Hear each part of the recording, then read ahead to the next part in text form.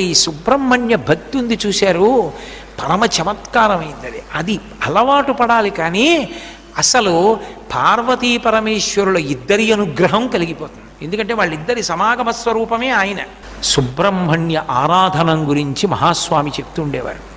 సుబ్రహ్మణ్య ఆరాధనలో మహాస్వామి దిట్ట. అసలు ఆయన సన్యాసాశ్రమ స్వీకారం కుమారకోష్టంలోనే జరిగింది. అక్కడ స్నానమే చిట్ట చివరి స్నానం బ్రహ్మచారి గారు.